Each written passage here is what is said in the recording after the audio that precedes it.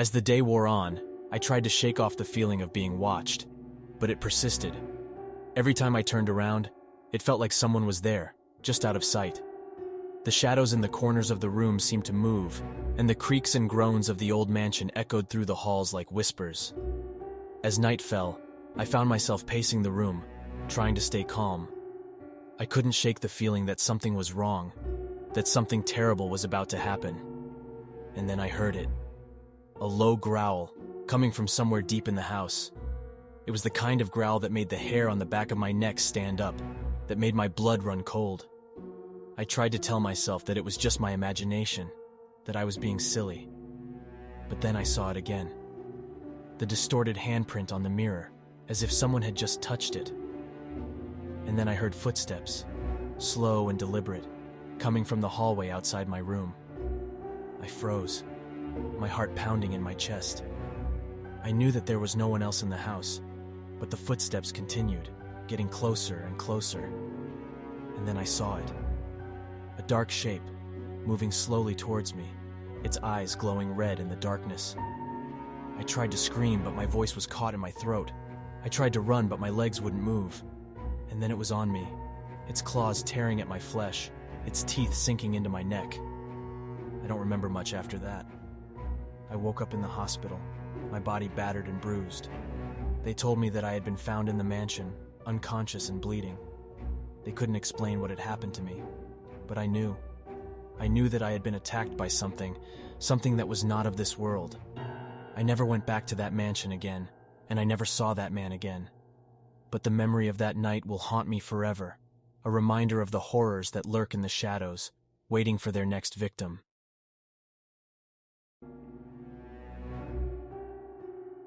Alexa's heart was pounding as she recounted the story of her encounter with the mysterious woman in the cemetery. She shuddered as she remembered the feeling of unease that had gripped her when she saw the woman's blood-red eyes and reptilian pupils. As she grew older, Alexa's sensitivity to the paranormal only increased, and she began to have more frequent and disturbing experiences. She would often wake up in the middle of the night, feeling as though someone was watching her, or hear strange noises coming from empty rooms in her house. But nothing could have prepared her for the night when she encountered the most terrifying entity she had ever encountered. It was a warm summer night, and Alexa had been lying in bed trying to fall asleep. She was just about to drift off when she heard a soft, whispering voice in her ear. At first, she thought it was just her imagination, but then she felt a cold breath on her neck. She sat up in bed and saw a figure standing at the foot of her bed. It was tall and thin, with long arms and legs, and its skin was a sickly gray color. Its eyes glowed with an otherworldly light, and its mouth was twisted into a grotesque grin. Alexa tried to scream, but no sound came out. The figure began to move towards her, its long fingers reaching out as if to touch her. She felt as though she was being suffocated, as if the air around her was thick and heavy.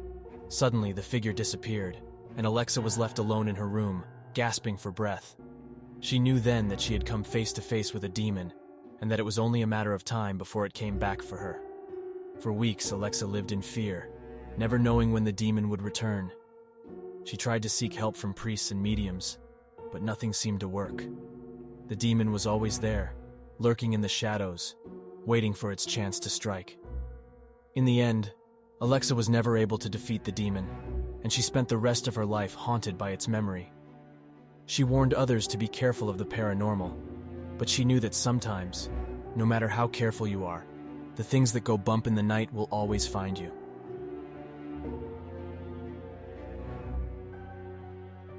I used to work in a haunted hospital.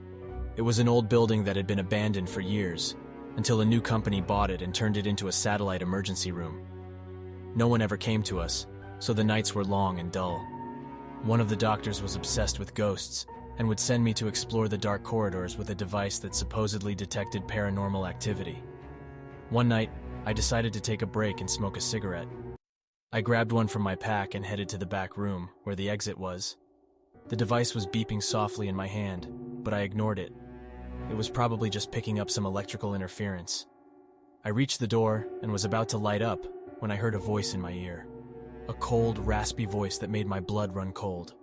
"Don't smoke," it said, "or you'll end up like me." I froze in terror and looked around. But there was no one there, just shadows and silence. I dropped the cigarette and ran back to the main room, where the doctor was waiting for me. He looked at me with a smirk and said, "Did you find anything interesting?" I shook my head and quit the next day. I never went back to that place, and I never smoked again. I still have nightmares about that voice, though. Sometimes I wonder what it meant by "end up like me." What horrors did it see in that hospital? What fate did it suffer? And what would have happened if I had smoked that cigarette? As the night wore on, the feeling of unease in the house only grew stronger. We kept hearing strange noises, but we couldn't pinpoint where they were coming from. The sound of creaking floorboards, doors opening and closing, and even whispers in the dark echoed through the halls. Our parents weren't back yet, and the thought of being alone in this haunted house made our blood run cold. As we huddled together in our parents' room, we suddenly heard a low growling sound outside the door. My heart raced as I realized that the thing we had heard earlier was back, and it was definitely not human. It sounded like some sort of wild animal, snarling and clawing at the wooden door. I could hear the door starting to splinter and crack under the pressure, and I knew that we were in serious trouble. My sister and I tried to push the bed against the door, but it was no use. The creature was too strong, and it was only a matter of time before it broke through.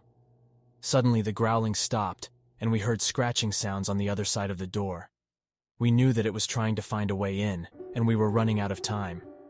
Then, without warning, the door burst open and the creature lunged at us. It was a massive, hulking beast with razor-sharp teeth and glowing red eyes. Its fur was matted with blood, and it let out an ear-splitting roar as it attacked us. We tried to fight back, but it was too strong. It knocked my sister to the ground and sank its teeth into her neck, ripping out a chunk of flesh. I screamed for help, but there was no one around to hear me. In that moment, I realized that we were going to die. I watched in horror as the creature turned its attention to me, its jaws gaping wide open. I closed my eyes and braced myself for the final blow, but it never came. When I opened my eyes again, the creature was gone. I was covered in blood, and my sister was lying motionless on the ground beside me. I knew that she was gone, and that I was lucky to be alive. I ran out of the house as fast as I could, screaming for help. When the police arrived, they found no evidence of the creature that had attacked us. They searched the house and the surrounding area, but there was nothing there. My family never returned to that house, and we never spoke of that night again. To this day, I still have nightmares about that creature and the terror it brought to our lives. I know that it was real, and that it's still out there somewhere, waiting to strike again.